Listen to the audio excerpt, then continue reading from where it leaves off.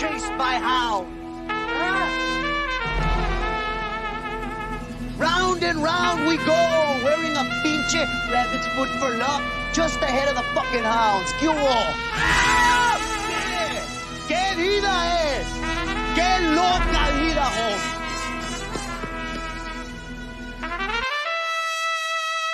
Como decimos en México, hay que dejarnos de mamadas. No hay que...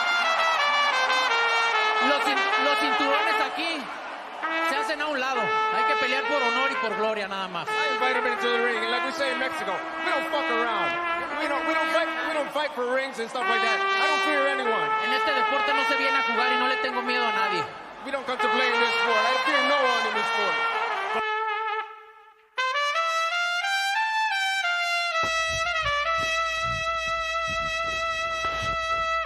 What's your prediction for the fight then? Prediction? Yes, prediction. Pain. Como decimos en México, hay que dejarnos de mamadas. We come out chased by hounds.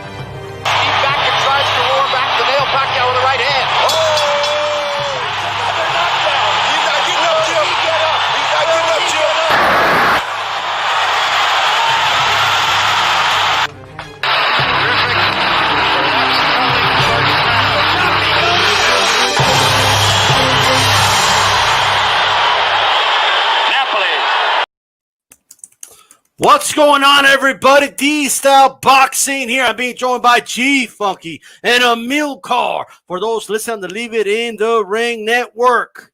All right, you can listen to us on iHeart, Pandora, iHeart, you name it. Shout out to you guys. Speaking of Leave It in the Ring Network, we're joined by Amilcar right here, so check it out. Yo, hey, G-Funky, who's down with HCP? You, me, Amilcar, everybody. That is right. Everybody's down with HCP. Make sure you throw a jab at my like button, and we will be joined by Teofimo Sr., Teofimo Lopez Sr. momentarily. Don't you worry about that. Other things to talk about, of course, Ryan Garcia gets up from the canvas to knock out Luke Campbell by a body shot. Okay, and big win for him. David Benavidez talking about staying at 168. Khabib's manager talking about Mayweather presenting him with a big lucrative offer. Man, Khan versus Brook. We might actually get that fight. Maybe a little too late. Is it too late? Is it, is it better late than never for that one? I don't know about that. Okay, and of course, Bad Love Took is reported that WBC will order Haney versus Garcia. So, what route will Ryan go? A lot to talk about. You know what I mean? We'll have a senior here momentarily. So stay posted and make sure you throw a jab at the like button. I see some people withholding the like. Like, I ain't going to like it. That's why I see Teofimo Sr. on camera. Okay, cool. That's cool. You know what I mean? But check it out, man. JC, Black and Brown, No Paul, Raw Boxing, Yochino Cordova, Cano Loco Sports, Run PMC, Shoeshine Boxing, Chicano Prophet, Maestro Wa doing double duty, Sonteo Media, Mr. Sinister, Chief Funky on there as well. Gus Sandoval, shout out to you. Matthew Thompson, how's it going to all of you guys? Ficiana on here, William Boxing, from Chant Smoke to the Texan to Neon Eyes, okay, to A-Rod. All you guys, what is going on? Matthew Thompson says, one time I was pumped for Brook versus Khan fight. I don't care anymore. 5 years too late. And they in Mayweather versus Pacquiao. Well, ain't that the truth, okay? Real quick, guys, that's a pretty quick topic we could touch on. Amilcar, how do you feel about that potential fight? Do you care, or is it like, do you still think it's a good fight, a good domestic fight for the UK? Bueno, primero, feliz año nuevo, feliz 2021. Good to be on with you guys. and glad to see everyone here participating online in the chat. Sorry, D-Style, repeat that again. Which fight are you talking about? You know that guy called Khan and the guy called Cal Brook from the UK. You know, big domestic. They can fight for the European, for the Commonwealth belt, bro. For the Commonwealth belt. Right. I was so disinterested in it, it kind of went right over my head. I pumped it up for them a little bit. Yeah, it's a grudge match for sure. I would actually compare it to like, you know, a Victor Ortiz Bam Bam fight out here in the U.S. It's like it's well past its due date, but there is always going to be interest because it's a grudge match. So, you know, I'd watch it obviously, but I don't really think anything important's on the line in terms of titles or anything else. Commonwealth, bro. Commonwealth. You know what I'm talking about? Yeah, I know what you're talking about. I just don't rate it. You know, Commonwealth, I mean, outside of England, I mean, what does that even mean in terms of boxing? I guess Australia. I mean, there's not much coming out of Jamaica these days, you know, or I guess South Africa maybe. But yeah, I mean, I'm going to watch it. Kell Brook showed that he's got something left. Is it enough for Amir Khan? I mean, we'll see.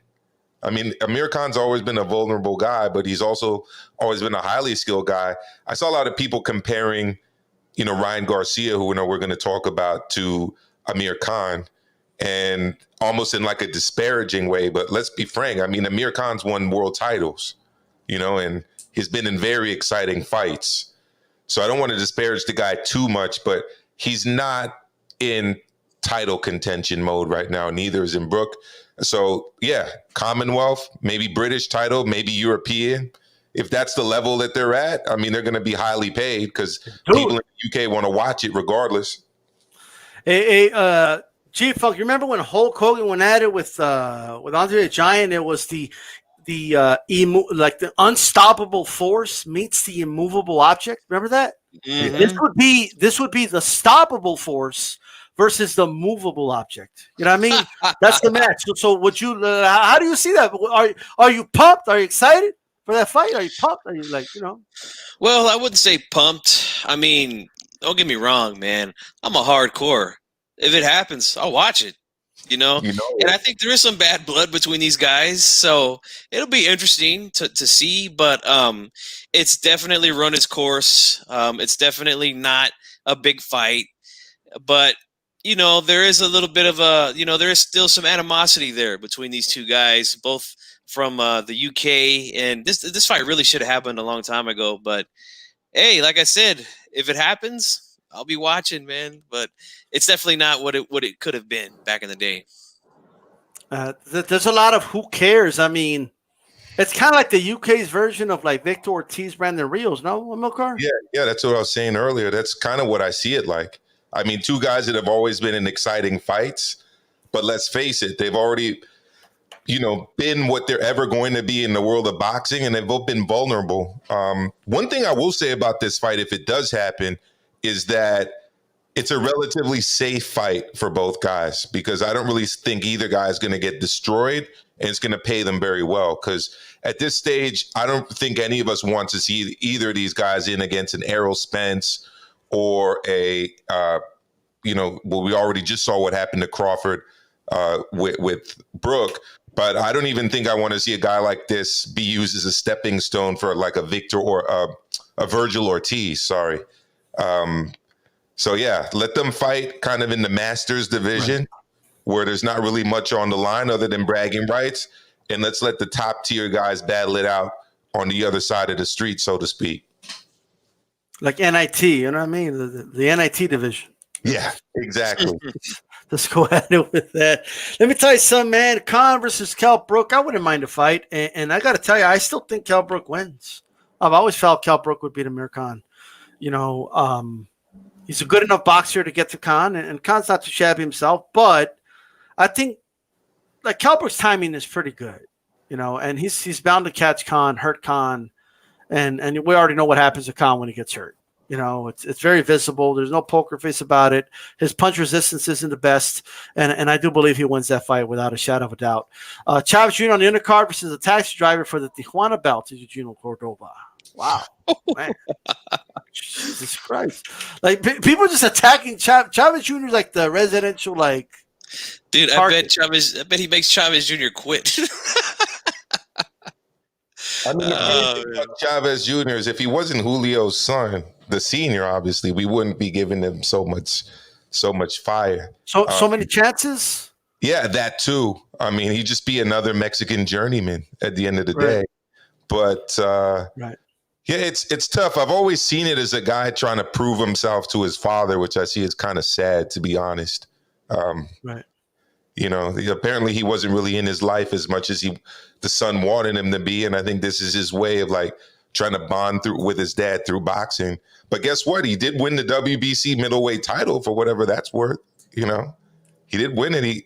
He almost knocked out Maravilla in that last round. So he's had his moments. But, yeah, I think we're a little bit past wanting to see Chavez at this point, especially after the Daniel Jacobs fight. Absolutely. Hey, man, another story here. Khabib's manager, that's a UFC fighter, said they received a lucrative offer from Mayweather. It's according to Boxing Scene, by the way. The story's on there. But what do you make of that, Chief Funky? You know, very random story, but it's very interesting that he's offering these lucrative offers to non-boxers. You know what I mean? Like, but Khabib, just not even known as a striker. You know what I mean? But let's do this though. We'll save that one. Let's go ahead and get the man of the hour on. Teofimo Lopez, el padre. How's it going, man? How you guys doing? And we're doing great. We're doing great. And thank you for coming on. Hispanics causing panic. We appreciate it. Right? I see you got the WBC cap on. Right? I know Mauricio Zulo made some noise on the boxing voice. Shout out to them. Talk to us. What's the news? I don't know, man. Mauricio wants to give us the whole lot, bro. He's sending us stuff every day. I love him, bro. He's one of the best promoters out there. I mean, one of the best guys out there with the belts. The president of the WBC, man. What could I say, man? This guy knows his stuff. He's been following us. And the man just wants people to fight the best fights, and that's why he's doing these things.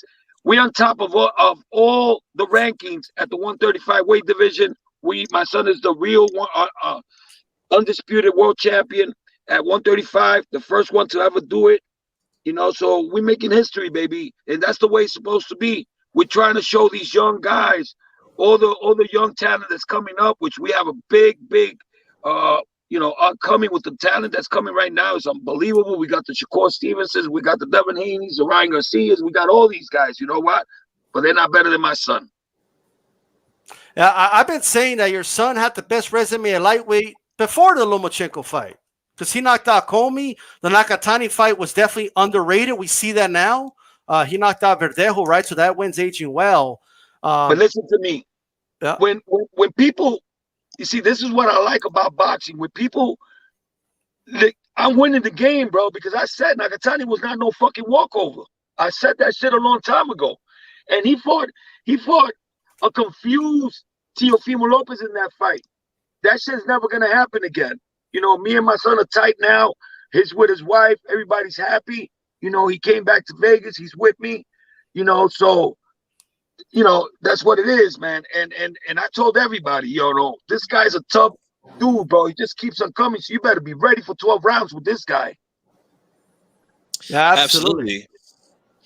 Yeah, he definitely showed that in his last fight because, Verdejo was getting off early, but look what happened, man. He came back. He's a tough son of a bitch. The sport of boxing, let me tell you something. The sport of boxing always trying to bash us, always trying to make us think that, this guy is nobody. This guy lost to a freaking guy that nobody even knew, but everybody knows who he is now.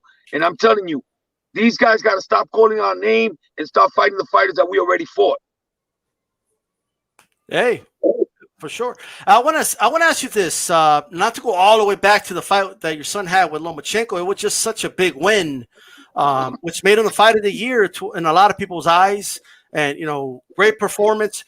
Were you surprised by the way Lomachenko didn't? Because I know you were predicting early round stoppage. So did it surprise you that he was being very hesitant to really go at your son? Like in those first 7 rounds, he really didn't do anything.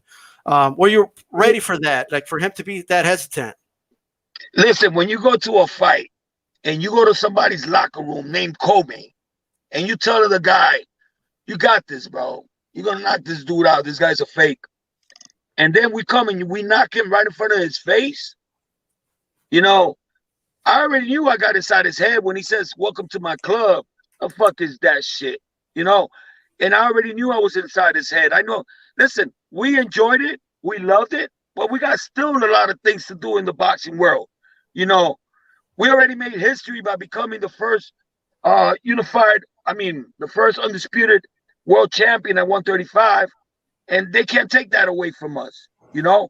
And that record is going to be hard to beat because we did it with 16 fights when only 23 years old.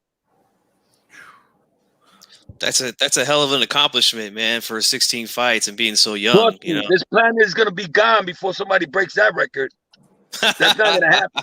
That shit ain't going to happen. Because there's not another Teofimo Lopez Sr. and there's not another Teofimo Lopez fighter. You know, this is once in a lifetime, baby. And not only that, we're gonna do it back to back because we're going after Josh Taylor and that bum. What's his name? Jaime. What's his name? Ramirez. You know, Ramirez. Ramirez. Wow. So he better go up to 147. You know. So is that this guy's coming out over here trying to be brave, trying to say my son it's a small 140 that he doesn't have the frame to beat him, that he's an easy fight for him. You know, that he's dying to pop him in the face. And then at the end of the interview, he goes, but I got to move up like he wants to move up to 147. So shut the fuck up, bro. If you're not going to fight us, bro, just shut up and go and fight Crawford then. You know what I'm saying? Oof. Fire. Yeah. That was actually going to be my next question, Don Lopez. It sounds like you might have finished what you need to do at 135. Is that the plan to move up to 140? Listen, we're going after Devin Haney. If the Cambosis fight doesn't happen, I'm coming after Devin.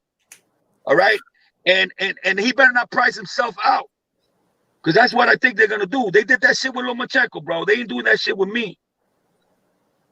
I was gonna ask you about the Haney situation as well, so I guess I'll just kind of let you go in on that, man, because there's a lot of people out there saying things.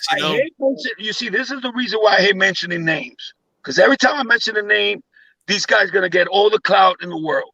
They haven't done shit in the sport for me to even be mentioning them. And the only reason we're going to freaking go fight him is to take that fake-ass belt he got. And everybody could just shut up, you know? Because, yo, every time somebody gives me, something to do, I'm going to do it, baby. So don't push your buttons, because you're going to ask for a fucking ass whooping, bro. And that kid's going to get it. We did it in sparring already. You know what I'm saying? Yo, I don't lie, bro. Everything I say, everything that comes out of my mouth is the truth. If my son sucks, he sucks. I wouldn't be in this position. But when you come over here and you tell me that my son couldn't even touch you, that's not, bro, you just giving me more confidence because I know you're lying. And lying's gonna lose. You know what I'm saying? He's coming over here saying my son didn't do what he did to him. Okay, you want to keep on lying? Let's show the whole world in the ring. You know, that's what they want, bro. They want an easy money fight, bro. You know, they don't care. They don't care if they lose or win. They're just going in there for the money. But you know what? I'm going to make sure my son kicks his fucking ass, because we're not going to give it to him easy. He wants that money. He's going to get a beat down for that money. And I got to tell you, I promise you, bro, and you heard it here first. And y'all want you to put this video back again when we beat the shit out of this kid. All right, because he's laughing his mouth out there. We would have beat the shit out of Lomachenko in less than 6 rounds, like I said it. But what he did, he played it safe. All right? Yeah. And he ran for fucking 8 rounds. And I don't want to fucking hear nobody said that he won the 8th, the 9th, and the 10th when he only did like about 5 seconds of something good. What happened to the other 2 minutes and 55 seconds? You know? Fucking ESPN puts all the fucking highlights of him. What the fuck happened to the 2 minutes and 55 seconds my son was bashing his fucking head? Senior, I was going to ask you. With all these fucking people, bro. Why they don't talk the truth? I was going to ask you. I was going to ask you about that because I'm getting a little bit aggravated. Let's go to another. No, that's fine, man. But I was going to ask you because watching that fight, I scored it 117-111 for your son over Lomachenko. But Andre Ward had quite even And like you said, there were some of these highlights of Lomachenko. Like, did you guys have a feeling that they might try to rob you in that fight? Ya no voy a tomar. Me comí la cosa que. Wait, give me 1 second. 1 second. Sure. No sweat. No sweat. No sweat. Live and uncut, ladies and gentlemen. You know what I mean? Baby, wait, hold on. My wife is away. Baby, No problem. 15 minutos. Okay. Hello. Shout out to, make sure you guys jab the like button, by the way. That's what? right. I was telling the chat to jab the like button. Yo, trainer of the fucking world, baby. I told everybody. Everybody. Hey, But I wanted to ask you. I'm gonna get that Boxing Association Writers Award, Trainer of the Year too. I'm gonna get the 2 big ones. I don't care about no boxing scene and all that shit. You know, I'm gonna get the 2 best ones. Boxing Association Award, best trainer in the world, and I already got the Ring magazine. So, you know, aren't you a manager as well? I don't even care about myself, bro. As long as they give my son everything, bro, I'm happy. You know, but if they give it to me, bro, that's extra. Right. Hey, I wanted to ask you, since we're talking about ESPN and the highlights that they were showing. Now, I had your son winning the fight, 117-111. But when I seen Ward's scorecard pop up at the end of that fight and he had it even, I automatically got that sick feeling in my stomach like they were going to try to rob your son. Did you guys have any feeling that could possibly happen if you didn't get the stoppage? Bro, are you crazy? That sick feeling in my stomach. Are you crazy? I told everybody in ESPN. I told everybody from Top Rank. I told everybody from ESPN. I am the best trainer in the world. I don't want to hear nothing about Lomachenko or Papacheco ever again before they announce the winner. Best trainer in the world. I don't want to hear nothing about Lomachenko. We're getting an echo somewhere. that's right. Yeah, but what I'm trying to say, I said it before they announced the winner, and I went right back of my son's back. My son was a little bit scared because my son was hitting himself in the chest. He said, "You can't take it from me this time," because they did that shit to him in the Olympics. You know, and I don't blame him, bro. I don't blame him. But that was a swipe. We swiped that boy, bro. We swiped him. Bro, I had my son winning all 8 rounds. You want to give him the 9, 10, 11? Because people don't know shit about boxing. You got to sit down there and see what that fucking judge scored at 119-109 for a reason. He didn't do shit 8, 9, and 10th round. He didn't do shit. He did shit. He did good for 5 seconds. I counted 10 seconds in one of the rounds. And then he went back and retrieved for 2 minutes and 50 seconds. How the fuck are you going to win a fight like that? I mean, how are you going to win a round like that? You got to sit down. That's why I'm on top of the world, because I know more boxing than anybody in the fucking planet. You know, and that judge had it right. That 119-109, and then Top Rank goes crazy. Oh, what the fuck is that? No. Get out of here, bro. We beat that guy square and fair. He didn't want to put rematch clause in there in his contract. That's his fault. If the fight would have been a split decision, maybe we would have fought him. Yeah, again. I agree. If the fight was close, if it was close, rematch. But the fight wasn't close. You guys dominated the fight, man. So no rematch, man. Bro? I want Lomachenko to make it, bro. I want Lomachenko to go and kick everybody's ass, especially that kid Shakur that's talking all that shit that I'm a fucking drunk. Why are you guys recording this drunk? This drunk is trainer of the year, buddy. If you didn't know, I'm trainer of the year, buddy. You know what I'm saying? I hate people like that, bro. You know what I'm saying? Why? Because I'm excited, because I talk the way I talk, because I believe in my son. I'm a drunk. I'm a junkie. Nah, you're authentic. You're authentic. Right. That's what. You know what I mean? You're real. That's all. But I want to ask something about your son, because, look, most of the time when we see guys that could punch, it's usually like they have that one uppercut or that one big right hand or the hook, right? I see your son hurt guys with right hands. I seen him hurt them with hooks, knock guys out with both punches. I seen him hurt guys to the body. I seen him TKO guys. I mean, he's a very versatile fighter. Is that something you worked on with him? Is that just natural? No, he's from another fucking planet. He beat Lomachenko the way he beat him because everybody was fucking bashing him, saying, "Oh, you're only gonna be able to knock him out, but you cannot box Lomachenko. He's the Matrix." Get the fuck out of here. That's why we fucking worked hard for 2 months and we planned that shit. That boy couldn't even fucking step to the side. 400 and something fights, 400 and something people, and nobody could figure that shit out. I figured that shit out in 2 months. That's why I'm trainer of the year, because I figured that shit out in 2 months. And I told everybody, and the only reason why everybody's hating on us, because none of these motherfuckers could do it. And they're angry because we did it first. That's the whole thing, bro. That's just the bottom line, man. And I'm an Angel Garcia. I'm an Angel Garcia. Get the fuck out of here with that, bro. Everything that I talk comes to existence. You know, I said 2 years ago, we're gonna be world champions in 15 fights, and we're gonna unify the whole. I mean, we're gonna be undisputed when we fight Lomachenko. We're gonna take all his belts. That's so right. What? You think Lomachenko was gonna come and fight Devin Haney for what? He already had the WBC. Yep. He wanted to go and fucking be great and fight us. I give that shit to him. I give him that respect. And I'm telling you, Lomachenko will beat all of those guys. Yeah, he's still a major player at 135, man. I think people are really of course he is. About him. He's not, because his pride hurts. He wants it to get it back. But you know what? If he does that, we're gonna destroy him. We're gonna make him another Luke Campbell. So right now, he got a little ass whipping at the end of the 12th round. You still got it. Go back and take all these motherfucking punks and I want to see, why come they don't call him out? How come they don't call Nakatani out? How come they don't call Comey out? Why? That's what I've been saying. Yeah. Risk. They don't want to take the risk. I risk nobody in the 135 weight division deserves to fight us. Nobody. We're giving them both as a freaking chance. Because why? Because he's got a mandatory and we're going to make money with him. Why can't I chase money now? Shit. We already showed everybody what we could do. Oh, we got to fight champions all the time?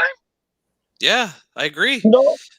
It's time for these guys to step up to the plate like your son did. Thank you. So stop being naive. Stop saying that we're scared of Devin Haney. Stop saying that we're scared of Tank. Stop saying that we're scared of Ryan. Bro, it's just ridiculous, bro. It's just ridiculous. We just fought a guy that nobody wanted to fight. We fought a guy that Tank was running for like 3 years. You know what I'm saying? Let me ask you this, because it's in the same division as your son, right? Were you impressed with Ryan Garcia? Fuck no. I knew that shit was gonna happen.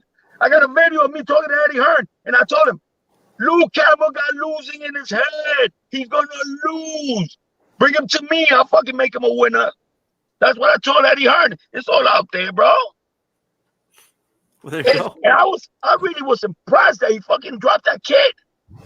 That's how bad that kid is. How come Oscar's talking all this shit? He's the king. Doesn't matter. The belts don't mean nothing no more. I was so fucking disgraced by this guy because I looked up to Oscar because Oscar went and fought the best. You know what I'm saying? And now he's getting into this fucking media shit. Are you crazy? Bro, YouTubers and media? Oh, now you're the best fighter because you got like about 7 million following you. 7 million people following you. You're the best fighter in the world? What the fuck happened to legacy, bro? Facts. Yeah. That shit is tarnishing the world of boxing, bro. It's tarnishing the guys like Mike Tyson, guys like Tito Trinidad that fucking called me that sent me a message today, saying that my son is the real undisputed world champion 135, congratulating us. Guys like that. Those guys are not gonna tell Ryan that. They're not gonna tell all these guys that.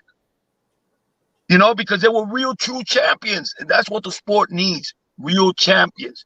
How come these guys are talking the shit, the smack? Oh, no. Nobody want to fight Devin Haney because everybody's scared of him. Nobody knows what happens when they do the contracts. Exactly. I could call Tyson Fury right now. 1,000,000 times. Oh, he's scared of me. Tyson don't want to fight us. Well, you don't know what's going on, in the back of the scene with the contracts. You don't know if Devin or Shakur, all these guys are overpricing themselves. In terms of the Haney fight, all I want is all these guys to show me and show my son they deserve to fight us. That's all I want. And they haven't done that, And the casuals are going to believe it. You know, 6-7 million followers that Ryan has, bro. Not even 10% watch his fucking fights. You know, those social media motherfuckers. So I was going to ask, in terms of the Haney fight, I don't know if you saw, but reports were coming out today that the WBC is going to mandate that he fight Ryan Garcia. Are you going to push the WBC to mandate a fight between Junior and Haney? I ain't pushing shit.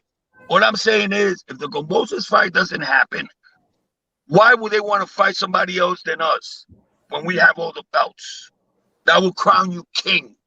We're giving you all the belts. We're gonna put them there. We take risks, and that's what makes us the best, bro. We took the risk. Nobody believed it. We were the underdogs. How many times these guys been the underdogs? Never. Okay? So when that day happens, then you talk good about those guys. I ain't bashing nobody, bro. I'm talking truth. You know? And if they're gonna bash me for me saying the truth, bro, then hate me, bro. Because if you hate me, you don't know shit about boxing. Because I speak the truth. I speak the truth, bro. My son ain't scared of no fucking man in this planet. The only man he respects is me and God. That's it. Yeah, it gets real annoying to hear the fans talk about this guy being scared. Oh no, it doesn't bother me. It's crazy, no, man. It doesn't bother me. It motivates me. It makes me happier. You didn't see me with all the fucking belts for New Year's, bro, with my son. I was fucking. Oh man, that was the best feeling in the world, man. It's better than sex. I tell you that much. Better than sex. Better than sex. I sleep with those belts every day. I love them. I sleep with one every day. You know, because we got like 6, 7 of them. I don't know. I forgot. I lost count. So is the Kambosos fight? Is that something that could they don't really give us the happen? fucking money that we want. Listen, then they got rumors out there that we want 10 million to fight Devin Haney. No, I did not say that. I told Eddie Hearn, if you give me 10 million, I'll fight him instead of Gombosis, because that's about close to what we're gonna get to fight Gombosis up in Australia. Right. You know, so why would I fight Devin Haney for 2 million when I could get 7? And his father understood that. He understood that. But, you know, Bill told me, yo, listen, go get fucking Gombosis, then come get us. I said, okay, let's do that. But if the Gombosis fight falls, we coming after Devin. And that's what Bill wants. All right? So if Bill wants to get that fight, he better be ready. He better start training his son right now. Yeah, I agree, man. He's got to step up, man. You know, I like Haney. I think he's talented. Blow him away. Blow him. It's gonna last a little bit of rounds because we got to get to him, but it won't go past 6 rounds. I already know that. And my son is dying to get him. Oh, he's dying to get him. My son already told me to talk about it. My son already told me, Papi, let's get this dude. I'm tired of the freaking everybody talking shit. The same way they were talking shit about Lomachenko, and we did it. You saw that? That was my son. He wanted that dude. You know, because they were bashing him. And listen, when they bash my son, we take that as a disrespect, you know, and we come and we make it happen. Why can't everybody else be like us, bro? Please. Yeah. We'll make the sport much better. You know, but these guys are over there thinking about losing. Oh yeah, Teofimo Lopez is gonna go in there with Lomachenko. He's gonna lose, and then he could come back like Canelo and Mayweather. Get the fuck out of here! Shit, I'm never going to a fight thinking I'm gonna lose. You know, that's right. Never, because then you're a loser. You know, that's right. That was an amazing fight. And the best thing I like about that fight, that we showed the world that we could box, because everybody was calling us flat-footed, you know. I want to ask you about that. Be able to, I guarantee you right now, nobody could beat Lomachenko right now at 135 and 130. Okay. And that's why that boy Shakur got a little bit upset with me. Oh, why you guys keep up recording this bum? He's a bum. He's a fucking junkie. Why you keep on recording this old man? Right? Why? Because he's jealous. Because we did what he couldn't do. Fight Lomachenko and beat him. There you go. You know? So hey, listen, we beat him, so it must be easier for you to beat him now. So why don't you fight him now? There you go. Bobby was never gonna allow that to happen, ever, because he knows he's not gonna be able to beat him. What about Tank? Would you guys think of or have a possibility of fighting Tank? Listen, Floyd already said it. Tank needs a tune-up before he fights us. I'm not waiting for that dude. No, crazy. My son has already been 7 years at 135, and you can't beat my fucking son right now. You're never gonna beat him. You know, yeah. Hey, Lomachenko's been looking for him like for years too, so he could fight Lomachenko. You know what I mean? Exactly. He could fight Loma. Yeah. Ain't nobody fighting fucking Loma, man. That's all bullshit. So you've got Loma next as the top 135 pounder. Who do you rank after Loma?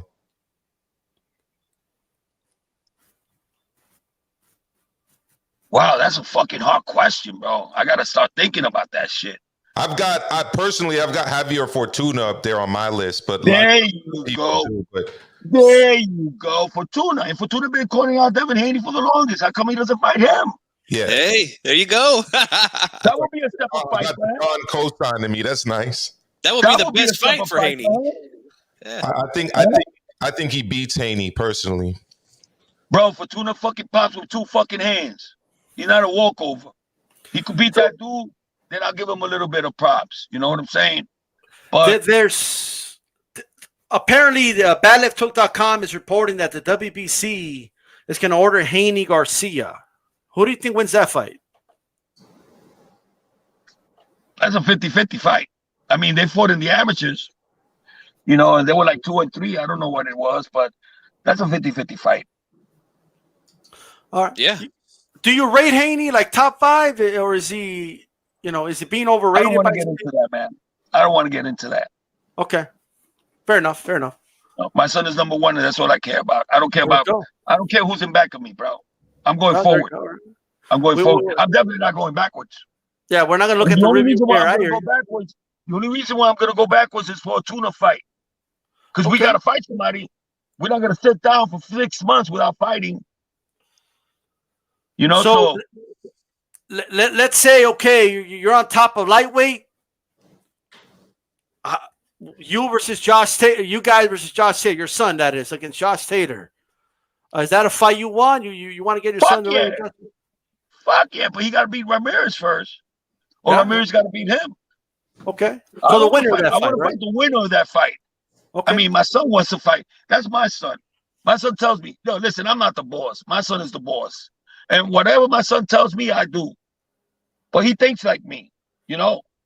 And I wouldn't be in his corner if he wants to go backwards. Like I told him. We ain't fucking going backwards, bro. We're going forward. Okay. And you've proven that by what you've been doing. I mean, you guys fought Nagatani, Causin, Lomachenko.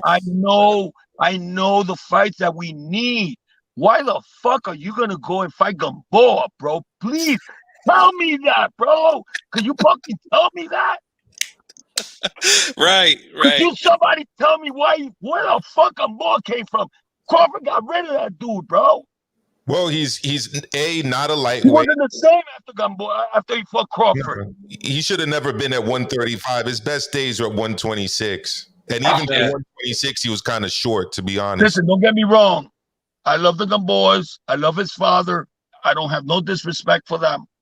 Just Gamboa is not there no more.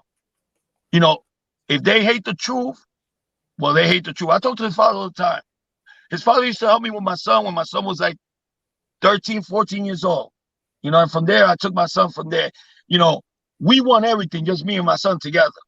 You know, my son blew everybody away when he was 15 years old and won the Olympic trials with me, nobody else.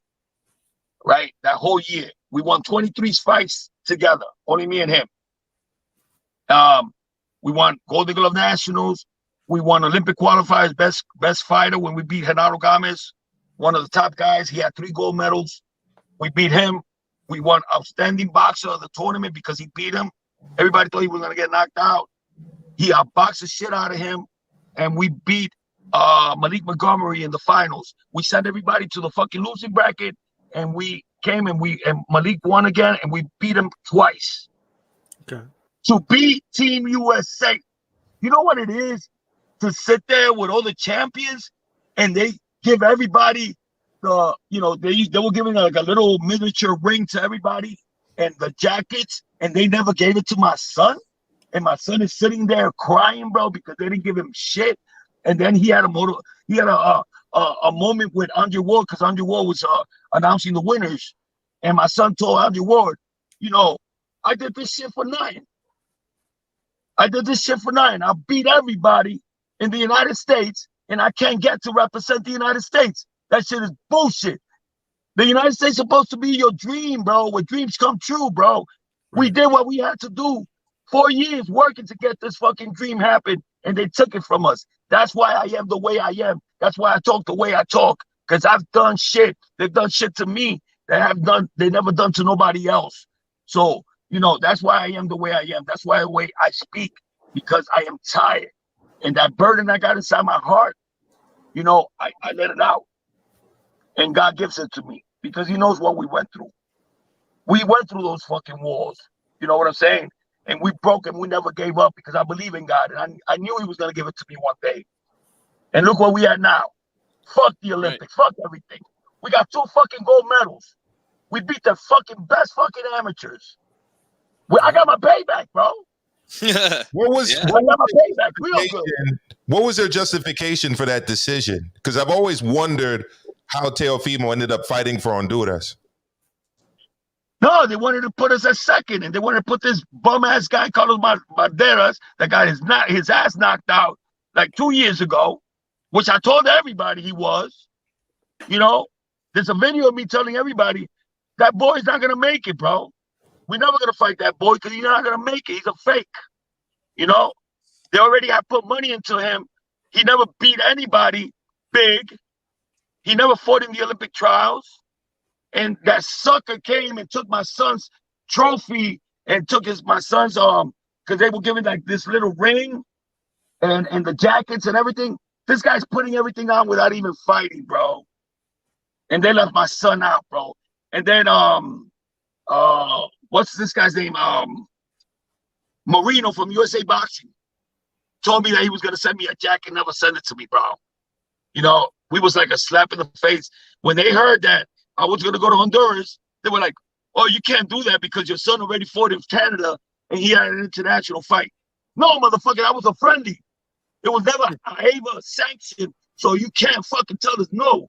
Oh yeah, but Honduras gotta ask for him. I called my boy Danny from Honduras, bro. The president of the fucking Olympic Committee down there. He fucking asked for my son, and we went over there. You know what they told me? It will be a blessing from God for your son to represent us. And what happened? Because we was talking all that shit, they took it from us the first day with that French dude. And you know how much they gave that? You know how much they gave France for those Olympics? $10 million. They were all bought. All that. Man, I don't even want to go into that, bro. That shit is the past. I don't care about it. We beat the more decorated. We beat one of the most decorated boxers in the amateurs, Lomachenko, a guy that everybody thought it was unbeatable. Yeah. Okay. And I'm already writing to this motherfucker because he hasn't sent us a fucking 2 gold medals he got over there in the house. I want those 2 gold medals. I want him to send it to him because he doesn't deserve it. There you go. That guy's gonna die knowing that we beat him, bro. You know what I'm saying? And probably we probably be the only ones that beat him because Salido didn't fucking beat him. What do you think about what he's saying now about all the excuses that he's making overseas about the fight? Bro, when you get an ass whipping like that, of course you're gonna make excuses. Yeah. Decorated fucking everywhere that guy walked. They threw gold in his fucking in the floor for him to walk. He doesn't know what it is to lose. He didn't think he lose to Salido. That's why he felt good because he knew that they cheated on him that fight. Salido hit him with like about 100 punches in his fucking balls, bro, and the referee didn't do nothing about it. And you guys know that. And he almost took him out in the last round. So we are the ones that really beat him. My son hasn't had a split decision since he's been in the pros. Everything's been united. unanimous. If not a knockdown, a knockout, or unanimous. That's it. Right. Absolutely. You know, you can't say that about a lot of fighters right now. You know, even Floyd Mayweather has split decisions. Yeah. Yeah. And we've done it. We did it with 16 fights. Name me one person that's done that. I can't. This is a rare thing that's happening for sure. Yeah. It does not exist because we went for greatness. Okay? That's right. And I pushed Bob to do it. You know, I pushed Bob to do it. Bob didn't believe we was going to beat Loma. No, I didn't. We went into that fight. Listen, nobody went to the press conference to fucking congratulate my son, bro. Bob stuck the middle finger at me when I told him I was the best trainer in the world and I want to hear about no Lomachenko or no fucking Lomachenko ever again. Because he had Lomachenko like, oh, this guy's unbelievable. I've never seen no trainer like him. He does things different. With the fucking dots. With the fucking dots. Fucking idiots, bro. You know what I'm saying? I told everybody that shit was bullshit, bro. I told everybody. That's just to hype everybody up. And I knew it. As long as I knew it, I didn't give a damn what everybody thought. So you weren't a fan of the Ukrainian dancing, I take it. No, and then I told him, you know, tell Papa Checo to take him back to fucking dancing classes. You know what I'm saying? Because that's, you know, he probably needs more dancing classes. Because we danced the shit out of him. We beat him dancing, we beat him fighting, and we beat him at the end. So it doesn't really matter. And that referee was saving his fucking ass. I felt like he was hurt from a good body shot, man, around 10, and they tried to say it was a low blow, but that was a good body shot. That shit was not a low blow, bro. They were protecting that dude, bro. It was a setup. We beat the referee and we beat Lomachenko that night. They got the judges fucking show the fight. That's right. Yeah. Can we get a prediction from you if Kambosos fights your son? How's that fight going to go? Or murder. You know, he reminds me a little bit of Magdaleno, you know, but a little bit less craftier. You know what I'm saying? He tends to do the same thing back and forth. In and out, in and out, in and out, you know. That's not going to work. You know, but it's a big fight for him, you know, in his country. They know they're going to lose. They're not going in there to win. And the only reason why I'm taking this fight is because he's a mandatory. We need a tuna fight because that's a tuna fight. All of these guys are tuna fights. All of them. And my son knows it. And my son, believe it or not, my son gets better every fight. And this Loma fight, he's gotten much better. You know why? Because he knows that he has to listen to me. You know? And that takes experience, you know. We only had 60 fights together, you know, plus the amateurs. But the pros are a different game. Now he's starting to believe in me because I told him, I know what you did, bro. I told you to stop carrying this guy after the 8th round. I told you who's gonna cut you. I told him he was gonna get cut because I saw Lomachenko jumping in with his head. He popped him in the left eye, and then I told him, "He gonna cut you, bro. You gotta take him out. Please take him out." But I wasn't being very aggressive. The 12th round came because he lost that 11th round. You know, because he laid off. And I told him, what the fuck you doing, bro? You holding on to your tank. Don't hold on to it no more because my son tends to hold on to like 20% of what he could do in case he gets into trouble. And I told him, you don't need to hold that shit no more, bro. This is the last round. They could rob us. Go in there and fuck this dude up. And he went in there and did his work. And I was proud of him because he did that. You know, because that last round, bro, there was people that had my son losing that last round. Crazy. It was crazy. Listen, I'm just very agitated, and I'm a very agitated person because I believe in my son. And I talk the talk, but then I back it up in the future. You know, I was really upset when they said that we fought a bum in Nakatani and this and that, but I told my son, you know what? They're going to learn in the future when Nakatani comes back. But then we injured him so bad that Nakatani retired from boxing. You know, because we damaged something in his eyes. I don't know what we did to him, but he was off for a year and 7 months because he had an injury. That's why he fought Verdejo the way he fought him, because he didn't know how he was going to react to his punches. But then, after the 4th round, Nakatani said, fuck it, and he went forward. That's why Nakatani said at the end, when they were interviewing him, what are you going to do next? He says, oh, I'm going to go for the knockout for the beginning of the round. That's what he said, because he was upset with his performance. Because he got Do you feel like you need that chip on your shoulder, like to be motivated, to train harder, to prove the haters wrong? Like if a day comes where you have no hate, like nobody's hating on you, are you going to be as motivated? Will your son be as motivated?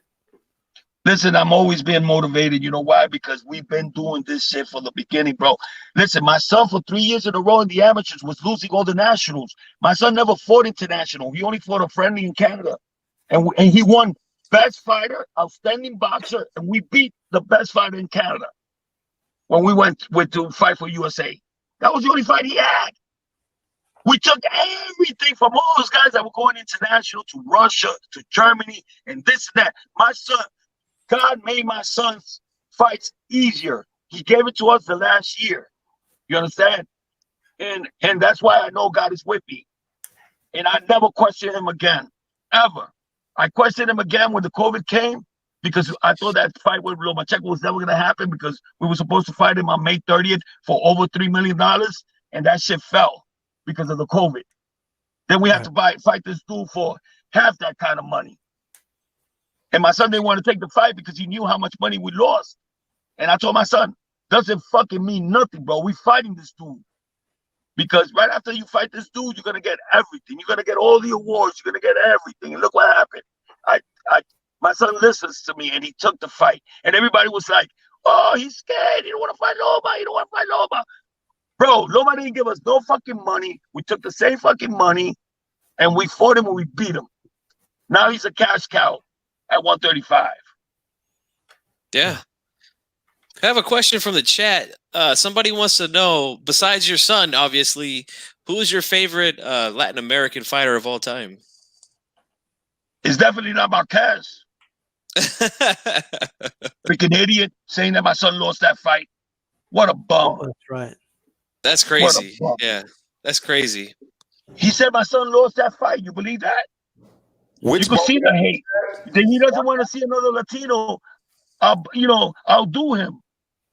And that's the same way I feel about all these guys that said it was a tie. One thing that they should never do is put boxing commentators that have been legends, because they're never going to give props to the young ones that are coming up that are doing better than them. And records are there to be broken, bro. There's nothing wrong with that. He was a decorated boxer. I think Marquez was one of the greats. He was the only one that knocked out Manny Pacquiao in a devastating fashion. But I didn't say the truth, bro.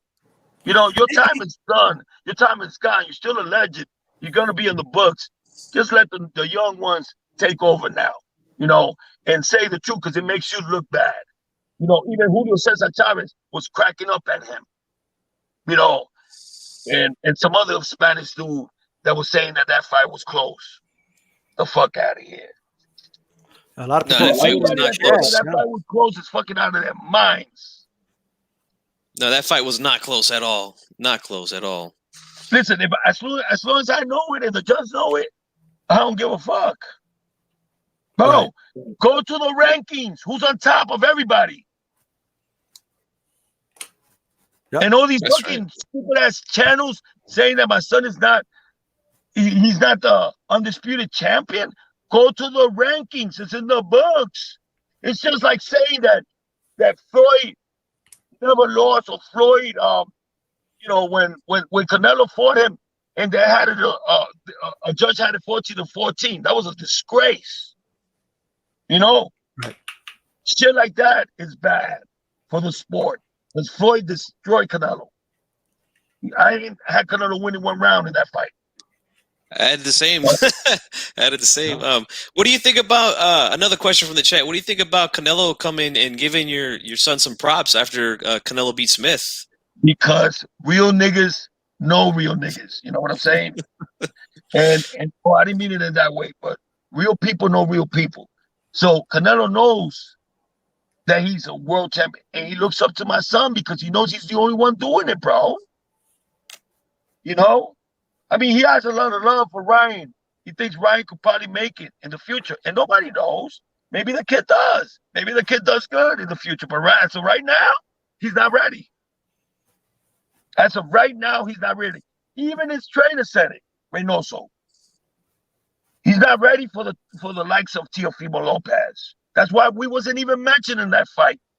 Yeah. The only guy that mentioned us there was Mora. And it seemed like he almost was forced to say something about your son. And he probably got fired. They probably went at his ass because I guarantee you, Oscar had a lot to do with that. You know, like don't mention Teofimo Lopez at all. You know, and it's okay. I don't got nothing against that because they shouldn't be mentioning on us because they're not in our level. You know, they're in a Tank level. They might be in a Devin Haney level, but they're not in the Kings level. Right. Because we will end Ryan Garcia's, you know, YouTubing shit or whatever the hell he does. You know, and you know, he could go back with all the celebrities and do all his shit on YouTube and stuff.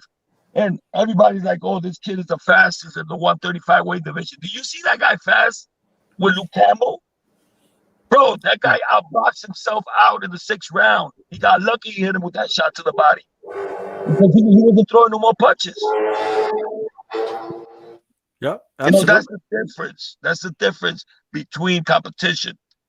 When you have to know and regulate the amount of punches you're throwing, all that shit, my son thinks about it and he holds it down because he knows when he's got to go and when he can't, or when he got to relax, when he's got to breathe. You know, all that shit makes a real champion. You know, but that was a great fighter. He's got one of the best jabs in the boxing game. But he overthrows his punches. You know, he needs a trainer to show him how to relax, how to box in there, how to take off once in a while.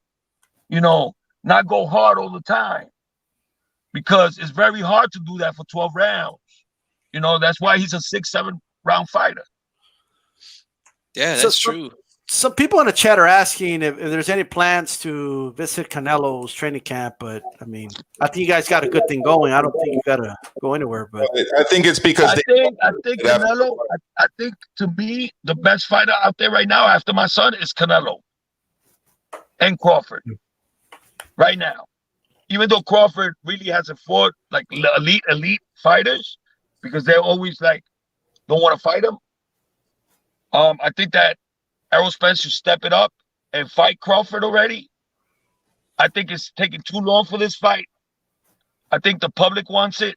I want it. My son wants it. We all want it. But why is it not happening? I don't understand. You know? Yeah. But those are the fights. This year, 2021, they should put up the biggest fights right now.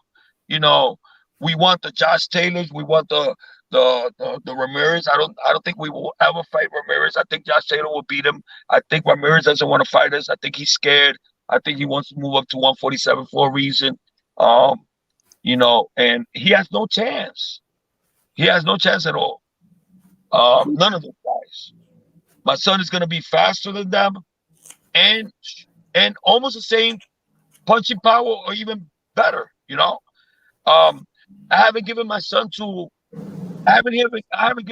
time to mature and to go to the 140. You know what I'm saying? I'm pushing him back, draining him.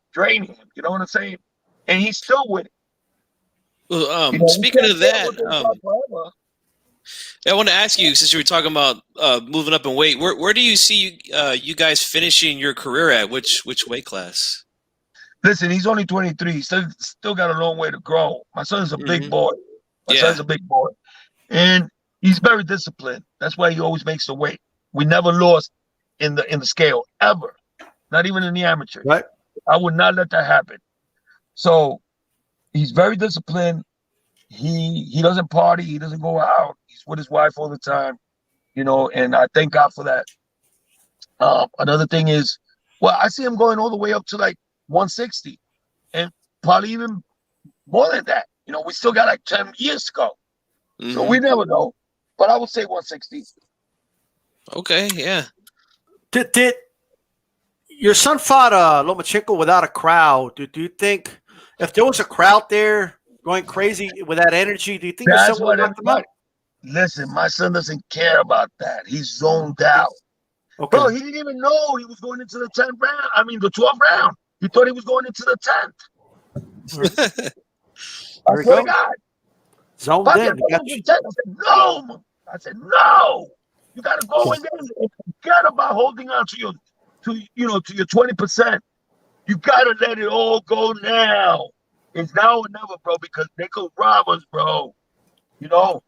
And, you know, I said that shit because I knew that they were going to. This is what's happening, bro. My son hardly gets hit. But when he gets hit, it's like, wow. Like, this guy gets hit all the time. No, he doesn't. Look at his fights. He hardly gets hit. And then when he does get hit, he's coming off a punch. You know? So I told him in the 12th round, we got to take this guy out. If not, they're gonna rob us. And he went in there, he did his thing. That's why I was so sure we won, because he blew him out for fucking 8 rounds. You know, give him fucking 9, 10, 11 if they want to. I don't care. Well, there's no way nobody could tell me he won that 8th round, or the 7th, or the 6th, or the 4th, or the 5th, or whatever it is. He didn't win none of those rounds. He definitely didn't win the 12th. So we had him, or we already had what, like 9 rounds, 3, right? So it was a blowout, bro. And I'm happy, you know. Everybody hates me because they think that, you know, that I think that my son's the biggest shit in the world and I want to live my dreams with my son, bro. No, bro. I'm trainer of the year, bro, for a reason, right? Because I worked to be where I'm at. You know, 18 years. All of these trainers, they want to name them trainers of the years because they've been with world champions already. Shit, if a world champion comes to me, I'm gonna make him better. So, you know, do you have like another fighter right now that we should know about? As of right now, no, because these fighters are freaking idiots. You know, they believe everything that everybody tells them. So, you know, and I don't care. I got my world champion, and that's all I want. I don't care about nobody else. You know, take on somebody. If I think that somebody could improve, then I will take him in. If I think that I can't, I won't. Because not everybody could do this shit, bro. You got to be born to do this. Coaches don't make fighters great. They are born great. I mean, they could learn, but instincts, you know, you can't teach that. You know, you got to be born with that. You know, my son is like a cat. He sees everything coming before he hits him. You know, so don't ever believe that a trainer makes a fighter. That's bullshit. A fighter is born a fighter. But you could teach him the techniques. Yes, that you could do. You could bring out the best out of the fighter. But you don't make a fighter. I didn't make my son. My son made himself because he was born for this. I could teach him shit that I know because all I know is by watching other fighters, bro. Nobody told me how to train. You know, I love Floyd. I was stuck with Floyd for a while. But then I started saying, that's not going to sell. You know, people want to see knockouts. So I started watching Mike Tyson. I started watching all the heavyweights, all the greats. You know, Holyfield, all those guys, you know, motivated me. I saw their styles, you know, the shifting that he didn't do in the fucking Lomachenko fight until the 12th round. You know, and I was telling him, bro, you gotta shift, bro. You gotta shift. You're not shifting, bro. That's one thing that we do, you know, and that's how we got to where we are right now. Because in the amateurs, he was only a boxer. He was never a puncher. But I knew that for us not to get robbed in the pros, I knew that robbed in the pros, we had to get that power in. You know, thank God gave it to him. And, you know, and that's helping us a lot too, you know. That's why Loma didn't want to commit. Yeah. There you go. Hey, I want to thank you, man, for giving us your time. We appreciate you. We want to have you back. Do you want to give a message? We've been talking about the haters a lot, but do you want to give a message to the fans, to the supporters, everybody that supported your son over the over the years? Keep on following us. Hate me or love me, bro. I'm always gonna speak the truth. You know what I'm saying? That's what I'm all about. And the day that I speak something and I don't prove it, then you can start hating me. But as of right now, everything that we have been saying, we have done. You know, I got no hate for nobody at 135 or 130. They got their own things to do. They got their own things to prove. You know, I'm just saying the truth. There ain't nobody out there. And I don't want nothing that these people have. We're already on top. Why would I be envious of somebody else? You know, it don't make no sense. You know, even Tyson Fury saw it. You know, Tyson Fury had us winning against Lomachenko. And he was one of our believers. And I want to congratulate him for being Fighter of the Year as well. You know, it's an honor to be right next to him. You know, he's one of the best at the heavyweight. And the man is not scared of nobody. That guy is the real deal. There you go. Yeah. Just Well, like my son. You know that hey we guys, had. Thank you for having me. Yeah. Hispanics are really causing panic, baby. That's right. You know, we had your son's back, man. We stuck our neck out for him here on YouTube, man. It wasn't a lot of people saying he was going to beat Lomachenko, but right here, we was telling everybody, man, he was going to do it, man. So congratulations on that. Hey, I want to salute my other boy that's doing great in the boxing scene, which is Belanga. You know, that's my boy too, from Puerto Rico. That's the real boy right there. You know, he's willing to take the risks. And, you know, I want him to keep on doing his thing. And that's one of the fighters that I look up to. You know, I just hope that in the future he's able to beat the better fighters. You know, and if it gets to that point where he needs some kind of help or some kind of motivation, bro, we here with our doors open for Belanga. I think Belanga's going to go very far. Absolutely. All right. Yeah, 168 super hot right now. Yeah. Thank you, Don Lopez. Hey, what about that kid from my boy from Florida with Top Rank, the young kid? I think he's 154, right? Florida. Sanders. He's good too. Oh, yeah. That's another Latino that's causing panic, bro. Keep an eye on that kid. He's really good too. Last question from me. What do you think of Rodriguez, Elvis Rodriguez? Oh, the guitar man? Yeah, the guitar man. He's good too, man. That would be a good fight with my son too. He fights at 140? Yeah, I believe so. Yeah. Something like that, yeah. Great talent too. Bro, we're taking over 2021, Latino, baby. And they're hating it. They're hating it. You know who's hating it the most?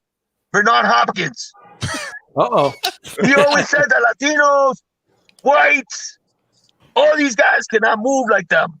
You know what I'm saying? But we all equal, bro. We all the same. You know, it's the hunger. You know, there's great fighters every 20 years. There's a new generation, and this is coming right now. The new generation of great fighters is coming right now. You know, like from back in the days, like with the Sugar Ray Leonards, the Camachos, you know, all that shit is coming back, bro. And I think it's coming back better. You know, we're breaking records, bro. You know, back in the days, nobody was doing this shit with 60 fights. Yeah. It was unheard of. You know, you couldn't get a world title unless you had like 20-something fights. Am I correct or no? Yeah, no, you're right. You're right. It was different, yeah. All right, listen, I'm not a hater. I believe in my son like every father does, you know, and I have nothing against nobody. Just stop talking shit and back it up by fighting the fighters you say you're going to fight. Okay? And then I can give you the respect. But as of right now, I can't give nobody respect in those weight divisions because they're not doing it. Absolutely. And another thing I want to say before I go, we are pushing these cats to get better. So they should thank the Lopez's in the boxing world because we're motivating the crowds. They gave my son the Heisman Award trophy day. That's his day now. They just sent him a jersey yesterday. So the Heisman Award, every time they do the Heisman Award, my son is going to be fighting, and he's the one that got that date just by doing the backflips, putting on the jersey and all that shit for 2 years in a row. You know, we're going to do this year too. So thank you guys for having me, and good night. And Hispanics are causing panic, baby. Let's do it. That's right. The takeover is real. We took over, and this year it's going to be amazing, man. You know, it's going to be really amazing. I can't wait. There we go. 2021. Saludos. Take care, baby. Saludos. There we go, guys. Man, ain't no filter here. You know what I mean?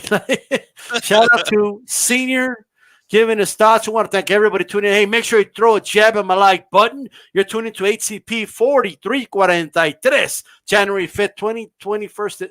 This is the first HCP of the year, by the way. So we're starting off strong. We told you HCP just getting started. We told you this. Should have listened. Hey, man, Tracy Boxer Girl, on here, Lance Meyer, all you guys, Mr. Popo.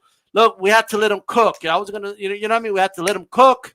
So I'm sorry I couldn't get to everybody, but hey, I want to thank, you guys for the, hey, Chicano Prophet always, giving that love with the super chat. He did kind of touch on the questions. I have him here. George Vasquez, compared Devin Haney manner to Theo Manner. I'm pretty sure he understands that. I think that's the one where Lopez knocked him out in the first round. And also Mac McKenzie, love from Brooklyn Sr., D-Style Lopez Sr. Who do you got? Crawford Spence, but he did say several times, man, I don't give a shit about anybody but my son. So I kind of got the cue there. So, but I appreciate nonetheless, guys. You know what I mean? We appreciate the support.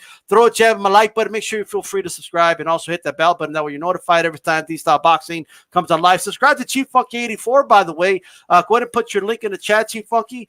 Make sure you subscribe to his channel. Great content. Press the bell button. And on Milk Car, go ahead and tell everybody about your channel again. I don't remember the name. I apologize. Yeah, it's all good. It's Maestro A. And I just started out on YouTube. I put up a few videos. The last one I had got taken down thanks to DAZN, but I'll put up another one soon. I got a copyright violation because I used that fucking video. Well, there we go. All right. The zone's getting really aggressive with videos, by the way. Just shout out to you guys, man. Be careful with the zone. The zone ain't playing around. All right. Hey, when we're talking about the Khabib Mayweather thing, man, nobody really cares about it now, but let's just touch on it just really quick. Chief Funky, what do you make of Mayweather offering Khabib a fight, man? I mean, I just kind of wish that he would give back to the sport a little bit and fight an actual boxer, but what do you think? Yeah, I mean, if he wants to fight, why not fight somebody for real? I mean, at this point, like, you're fighting McGregor. I mean, you've already fought an MMA guy. You beat him. Now you're going to fight some YouTube guy who doesn't even have a win. He's got one professional fight and he lost it. So, I mean, this is just a weird time that we're in, man. And I really think that to go off of what Teofimo Sr. was saying, like, these guys just got to get going, man. Some of these guys got to get going so that we can get more eyes on the sport, on these young, because there's a lot of young talent, man, in the sport right now, but the exposure's not there. So we got to get these guys more exposure, man, and stop with these weird fights, man. Absolutely. Hey, Milkar, what do you make of it, man? Well, honestly, if he wants to fight anybody, it should be Manny, who beat Thurman, and I'm not even that excited about that fight. But G Funky just said it. I mean, he fought McGregor. He fought Tenson, the flyweight kickboxer, who I don't even think Mayweather weighed in for that exhibition fight. Then now he's fighting a YouTuber whose only professional fight was against a gamer who he lost to. Even his own brother's clowning this shit. And then he's talking about fighting again Khabib, and I can only guess this would be in boxing. So it's ridiculous. But the other side of this too is we got to also call out the younger guys that are calling out old guys. Like, so many guys continue to call out Pacquiao, which I also think is ridiculous. I mean, he's proved himself in boxing. All right, he's done everything anyone can do in the sport. He's pretty much a part-time boxer, full-time senator. He shouldn't be boxing young guys like Ryan Garcia, or Terrence Crawford was calling him out for years too. I mean, We just got to separate the older guys from the younger guys and like the non-boxing people from the actual boxing people. Fair enough. Tracy Boxer Girl said it's all about money. That's it. It's not real boxing, period. Yep, I said it. I know. I hear you. Let's go ahead and go with David Benavides really quick. But before we go, let's answer a question from the chat. Popo is asking, who's your Virgil Ortiz fight next? What would you like to see, him fight next in Milcar? Virgil Ortiz? Yeah. I'd like to see him fight Terrence Crawford. I think they both need opponents, and I think personally that Virgil Ortiz is ready to step it up to the next level. So why not take on Crawford, who needs a fight? Okay, yeah. Well, how do you feel about it, Chief Funky? That's a good question, man. I'm going to have to look at the rankings, but I agree with what Amilcar said. I think he's ready to take that next step. I know you gave him the prospect of the year last year, but we're in 2021 now. So I think he's going to start to get into that contender range, so somebody definitely in the back end of that top 10 ideal. But man, if that Crawford fight happens, I'm all for it too, but I just don't think that will happen. But, I'd have to look at the. I don't know, maybe like a Mikey Garcia if he's going to stay at 147. But they train at the same place, so that might not happen. But there's quite a few guys. Maybe a Delorme or somebody like that. I don't know. I have to look at the rankings again. He's ranked Funky behind in the WBA behind Ugas. He's got something called the gold title, and obviously Errol Spence has the Manny Pacquiao has the super title. I don't know what Manny's going to do, but take him on. Oh, Jamal James. The chat is throwing great. Look, Raider Boxing says Virgil versus Porter. That's a great fight, man. Jamal James for Ringside Reporter. I mean, that's a great fight as well. Virgil Ortiz, Boots Ennis will be chanced by 20. That's another one. I think they should wait on that. We don't really do that anymore. We don't put the prospect like that anymore. Lower reward, high risk fights, though. I'm thinking more from the perspective of a manager right now. I see there. I see what you're doing. You're playing promoter, right? Something like that. What I see with Virgil and Boots is a potential super fight, man. Like these guys that are at the top of the 147 now, who knows if they're going to be there in a year or two? They might be moving up. Dude, let these guys work their way. That's a big fight. That could be a Trinidad versus De La Hoya type fight. That's what that could be. Absolutely. You know what I mean? Lipinet's another guy too. Yeah, that could fight. So, hey, I mean, I wouldn't be against it. Don't get me wrong if they made it now. But hey, yeah, that is a great fight. Black and Brown, salute, man. We appreciate you, bro. Good night to you as well. Virtual supporters, the fight of your candidates is Raider. Yeah. Imagine them on the inside, bro. Like working the body. Like I think Virgil will piece him up in the inside. What about Keith Thurman? Yeah, that's a good fight too. Do it. You know what I mean? I think he pieces up Keith Thurman right now. All right. And I seen Keith Thurman get hit to the body by Collazo, by Pacquiao. Virgil will hurt him to the body. You know what I'm talking about? Hey, Bad Luck Took did report, and I brought it up with Senior, but he was cooking. But let's get our perspective now. I wonder what the chat thinks. BadLuckTook.com, the WBC to order Haney versus Garcia. But apparently Garcia wants a tank fight. Chief Funky, let's start with you. What would you rather see here? Do you think he should go for the Haney fight or for the tank fight? Well, obviously the tank fight is a bigger money fight than a Devin Haney, but it's a much easier fight to make with Devin Haney. Plus, you're his mandatory now. I know that doesn't mean much these days, and he is the interim title holder, whatever that's worth. But the thing is this, man. These guys are obviously going to go for the money first. So, are they going to pursue the tank fight? I don't know. We'll see, but I would like to say, I think that's a really good fight. And I agree with what Teofimo Sr. said. It's a 50-50 fight for Garcia versus Haney, because Haney is still, to me, he's still very unproven, although very talented for what I've seen from the eye test. But now we've seen Garcia step up, and we know what he's made of. We know he can get up from a knockdown and win a fight. So I think it's a good fight, man. And I would rather see that one first than a tank fight. Right. Okay. Well, how do you feel about it, Milcar? Well, what you rather see here? What do you make of the WBC announcing that they're going to mandate that, according to BadLuckTook.com? I think the main difference with him having the interim title is that it entitles him to a larger percentage share if it goes to purse bid. But I don't even know if this fight will go to purse bid. I know that if you're a mandatory challenger, the percentage you get is pretty low compared to if you're an interim champ or obviously, a champ in another division. I would say that it's a good move to go for Haney first because I think the Haney fight's a very winnable fight. And I think that beating Haney would just make him bigger and make a fight with Tank a lot bigger and also prepare him for a little bit more in terms of big fight experience. So I would definitely go for Haney first. I was not impressed at all with Haney against Gamboa. He struggled to dominate and get out of there. A guy who's 39 years old, who is 5'5", which is even small for a featherweight, and who has really not accomplished much since leaving the featherweight division. So, look, I just was not impressed by that win. And I think that given what he's shown in his last fight, my main question was his chin. And he proved that he can take a shot. And more importantly, he proved that he could get off the canvas after being knocked down hard and continue to fight on hard. So I think the Haney fight's a very winnable fight and a good step towards making the fight with Davis that much bigger. Hey, and Race Reporter says he thinks Haney's the easier fight, so just do that one. You know what I mean? And I don't mean this as a gripe to Haney. It's just that, if I compare him and Tank, I'll rather take my chances with Haney because Haney's going to need all 12 rounds to beat me if I'm riding the way I'm seeing it.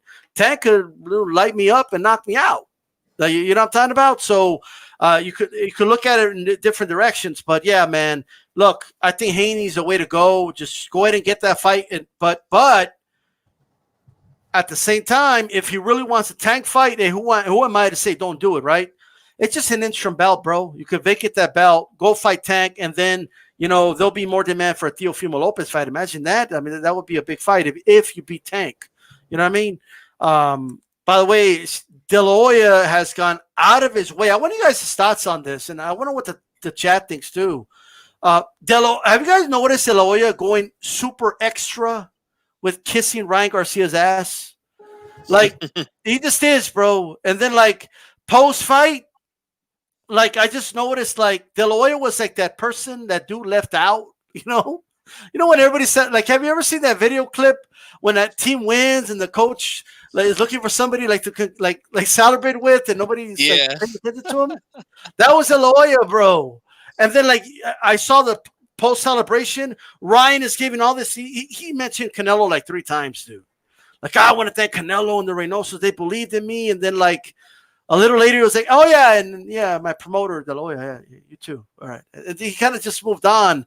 But I noticed Oscar's going a little extra. He's saying Teofimo Sr. wasn't lying. Oscar he said, for the first time in history, guys, for the first time in history, nobody needs a champion. The champions need Garcia. That's what he said, and he's going a little extra. He said, oh, he'll walk through Tank. He's going a little extra. Well, what do you make of that, Amilcar?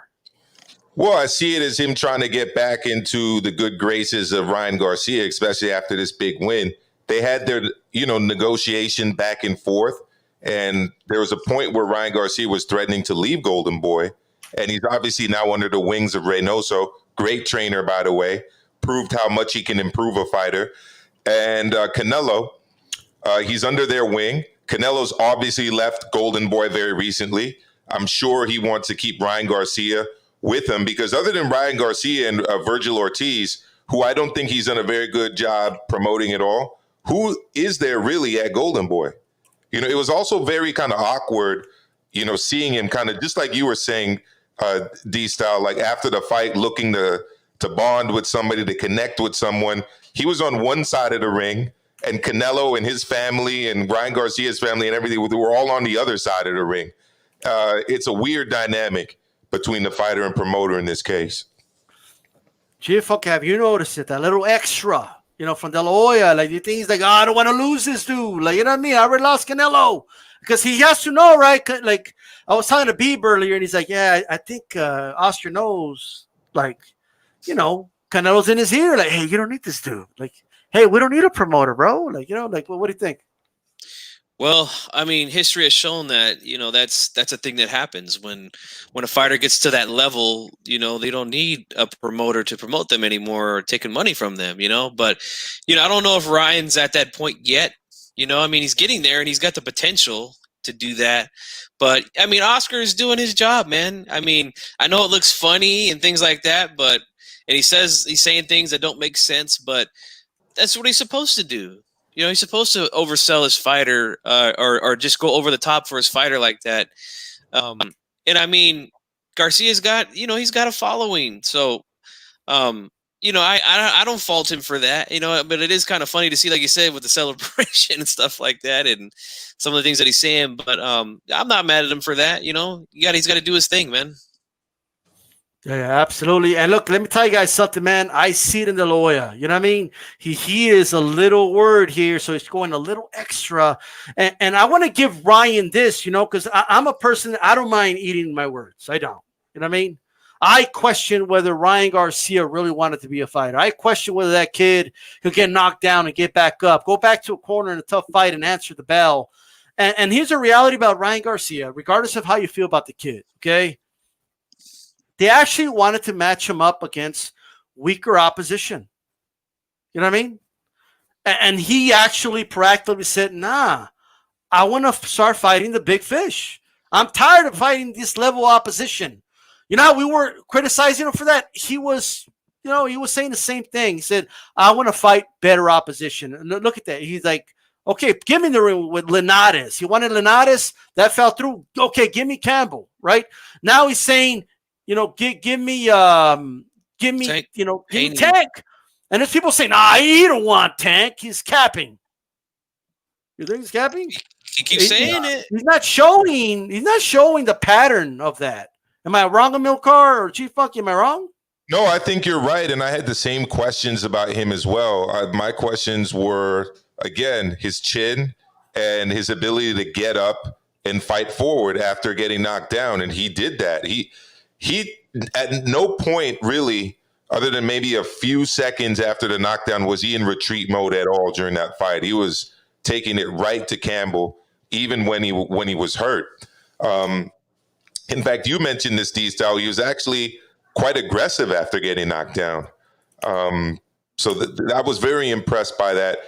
And no, it's definitely has nothing to do with capping. I mean, honestly, I think Gervonta Davis is a very winnable fight for him. Gervonta Davis's last fight was at 130 against the guy whose best years were at 122. I don't want to take anything away from Santa Cruz, but I always thought that was going to be an issue for him going into that fight, and not to do with skills, more to do with just the size and the power difference. I don't see him being Garcia getting caught with what Campbell threw at him. Right. Campbell's a lot longer, a lot taller than Tank Davis.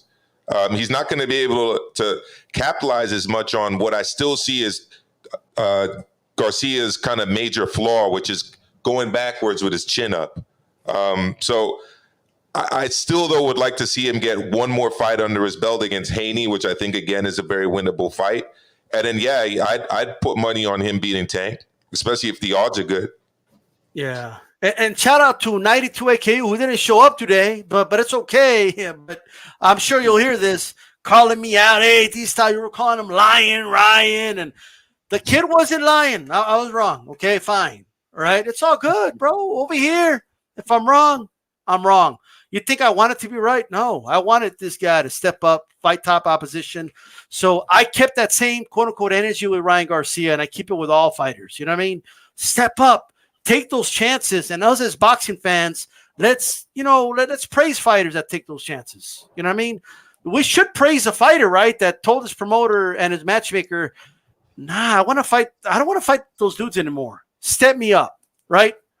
You have to praise guys like that. You know what I mean? At the end of the day. So, we will see how that goes. I know Ringside saying the size will be a problem with Tank.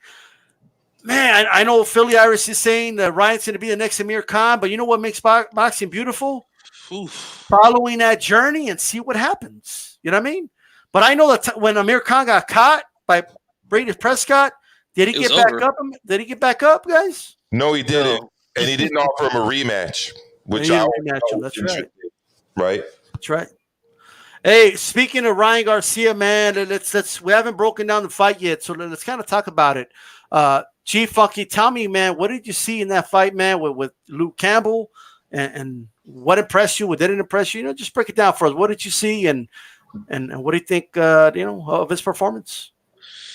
Well, I liked what I saw in terms of him being able to overcome tremendous adversity. Like, that was a legit knockdown. That wasn't a flash knockdown or anything like that. He got caught with a clean left hand right on the button. You seen his head just shake around and he goes straight down. That was a true legit knockdown. He was able to get up and stop this guy. That's impressive, man. That shows heart and shows determination, shows will. Shows that he's got power still, even though he's in there getting hurt and things like that. Some of the things that I didn't like the fact that he wasn't changing speed on his punches. He kept throwing the fast, top speed the whole time. By the second round, Campbell had already picked up on that speed, man. And that's what good fighters do. Like, I always try to compare speed from boxers to like a pitcher in Major League Baseball, right? Like, you have a closer that comes in, he can only go 2 innings at the most, get 6 outs. That's because he can only throw a couple of pitches around the same speed. Eventually, someone's going to pick up on that speed and hit the ball right out of the park. And Luke Campbell almost hit the ball out of the park with that left hand in the second round. That was a triple, if anything, but it was damn close, because that was, like I said, a legit knockdown. But I feel like he should be able to change speeds on his punches, not throw everything at the same speed. Obviously, the head movement is something that needs to improve. That he might not have the same type of head movement as Canelo, but you still got to be able to move your head off, get out of the way of some of those shots. He was eating a lot of clean left hands. And I also think a lot of that was due to him not having good foot position on the southpaw. I feel like he should have been able to see that, Campbell was able to get his lead foot out on the outside of his. When you get to southpaw, you could try to get that lead foot out there. He might have been able to land more left hooks over the top of Campbell's jab. But he didn't do that. He continued to stay right in front and try to just lean away from shots. He was getting hit to the body with straight left hands and to the head. You just circle around the outside of that right hand of Campbell's, it makes it a lot harder to get hit with that left hand. So there's a few things I want to see him improve on, but overall, I thought it was a good fight. I thought Campbell was well prepared. He came to win. He didn't come to lay down. He got hit with a tremendous body shot. I mean, that was a hell of a body shot. For those of you guys that think that it was a dive or whatever, like, you've never been hit with a body shot before. That body shot was vicious, man. And that would have put just about anybody out of there. So credit to him. He had a hell of a fight, but he just got hit with a tremendous shot to the body, and good comeback for Ryan Garcia. Absolutely. Matthew Thompson says the pro's heart, composure, determination, didn't lose his confidence whatsoever. A-Rod says pros, Ryan didn't give up after the knockdown. He kept coming. Cons, he showed a lot of flaws. And of course, we wouldn't be hardcore boxing fans if we weren't nitpicking, right? It's what we do. You know what I mean? It's what we do. Hey, guys, remember, make sure you throw a jab on my like button. If you don't like it, thumbs it down. At least don't just hit, don't just lurk in the shadows. Thumb it down. You know what I mean? At least, but Dilo, really quick. Pros, he knows he can overcome early troubles and a knockdown counts, lackluster head movement, defense, and poor footwork. Okay, and I'm hearing a lot of that, right? So now, Milcar, how did you see the performance, and do you see a lot of those same type of cons? Yeah, the footwork issue, G-Funky already outlined. I would have liked to see him get his head offline a lot more and more head movement. And you think that would be something that he worked on, because that's one of Canelo's best attributes. He's got great head movement, maybe the best in the game. And he's got great feints, and he used it to set up shots. Obviously, the change of speed, change of direction is important too. But I do have to give him credit, because as much as Luke learned from him by the second round, it did time him. And he definitely did do that. It takes me back to Vernon Forrest's comments after he beat Sugar Shane, where he said, if you want to beat speed, you beat it with a good jab and timing. And Luke definitely timed them. But I think Luke's biggest problem is that he was not at all defending the hook to the body. And you could see from very early on, he was holding his right hand super high, It was extending it out and bringing it back really high. And he was able to get away from shots, at least the bulk of the power of the shots in the early rounds, because he was moving away. But as soon as his legs started to go, by the time the 7th round happened, he couldn't move away really from the power shot. And his hand was so high that it was a wide open shot for him. So I had questions about Shane McGuigan's as a trainer going into this fight. I felt that overall, Luke Campbell did look pretty prepared, but this is the same Shane McGuigan that was fired by Josh Taylor. I don't know why. And he was picked up by Luke Campbell recently. And it just does not seem like they were prepared at all for having to defend the hook to the body, as much as they probably thought that Garcia could only knock out guys hook to the head. So he made the adjustments. Again, very impressed by his ability to get up. But yeah, he's only 22 years old, and there's a lot he could work on. And those things have been spelled out by me, by G Funky, by you, and by a lot of the people here in the chat participating. Right. Hey, by the way, some people out there saying, he threw the fight. Like, look, man, you guys acting like you never seen a delayed reaction to a body shot before or something. And they're all almost identical, like Castillo against Haddon, right? Johnny Gonzalez one time got hit with he went down. There's actually a video out there by a doctor. I'm not saying doctors know everything, but he actually explains it very, very well, right? Yeah. Because it goes from the rib cage to like the muscles that kind of shield the liver, and then it kind of the nerves trigger the liver, and that's the delay. You know what I mean? So like there's actually an explanation for that, and also explains why it takes longer to react when it's hit here through the rib cage than right here up front. You know what I mean? So like it's worth watching. Just look it up, like doctor, whatever. I'm going to post it in the chat, D-Style. Sure. Okay. Okay, no problem. Dilo, I appreciate the support, man. It's pretty support from everybody, man. Just because I got to hear Brendan Forrest reference, a very on-point reference at that. Hey, absolutely, man. Shout out to Brendan Forrest. You know what I mean? The Viper, that's all about, man. That guy was really, really good, man. Really good. Yeah. Amazing jab. On paper, even though I saw it with my own eyes, I still don't know how he lost to Mayorga.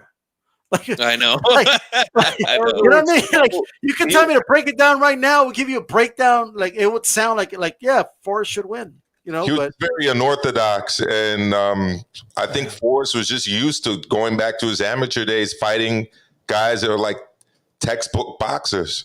Yeah. I mean, Mayorga was out there, man. But we also got to give the dude credit. Yeah, I mean, he beat people and he became a world champ. Yeah, there you go. That's a Sport Doctor and Amilcar put the link there. You guys can check that out, man. That's a real thing. And that was vicious, where you could see like the ribs momentarily bending. You know what I mean? Yeah. When you slow it down, it's a devastating shot. It really is. It looks nothing like it now. If you asked me about, the Ortiz fight from a couple weeks ago, okay, at heavyweight, it's a little different, but it's very different. I'm just I don't know about that one. You know what I mean? That was the clothesline from Hill, like Bradshaw. I don't know about that one, man. But hey, you never know, I guess. But I don't know about that one. Yeah, Brian Sutter, MD. He actually does a lot of great stuff. Explains it very well. He actually explains the injury of the Smith injury against Canelo, Callum Smith. He explains that. He doesn't think it's a bicep tear, actually. And he actually calls him out, saying that shit didn't start in the second round.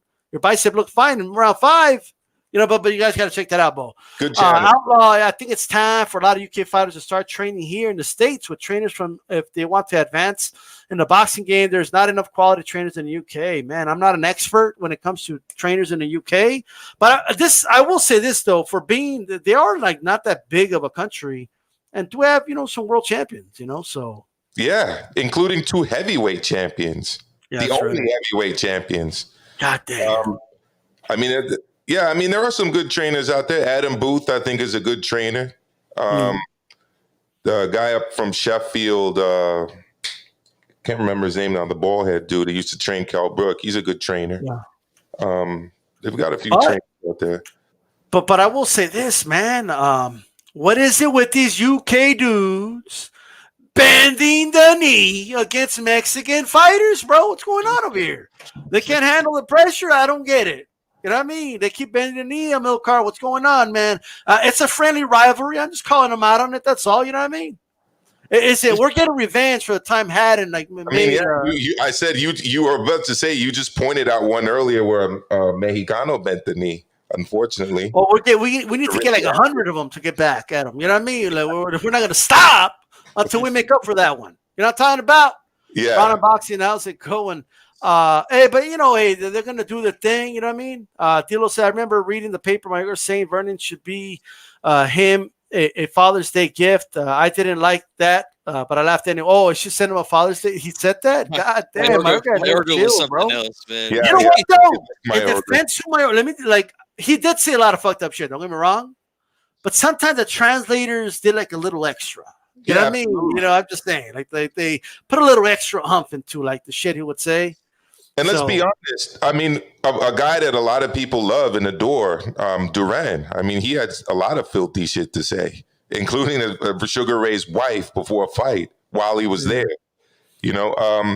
But the other thing about Mayorga too is he literally went broke because after his fights, he'd go to the nearest Walmart and just buy everything he could and take it down to his neighborhood in Managua and hand out gifts and other things that he had purchased in the United States. He essentially gave all his money away. Yeah. The bit of it that wasn't stolen from Don King. Hey, check it out, man. We went through the whole show. Hey, I want to thank everybody, man. Hey, A-Stone, Sonteo, Outlaw, Dilo, all you guys. Shout out to you guys.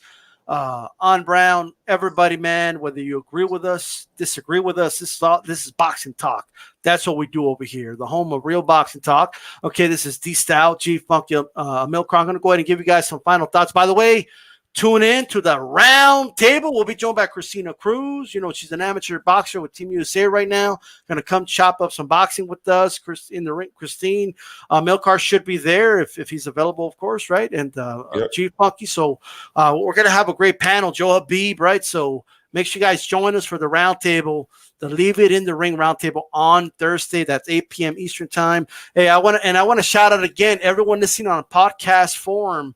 Listen on Pandora, Apple Podcasts, iTunes, Stitcher, all that. Shout out to you guys. Amilcar, give us some final thoughts, man. Yeah, great show. Thank you for having me here as a guest. I really enjoyed the interactions with Teofimo Sr. I mean, that guy can talk. And we got to be honest. I mean, he's backed everything up so far. So, I wish him and his son all the success. And thanks again, guys. I'll see you on Thursday for sure. I'll be there live with you.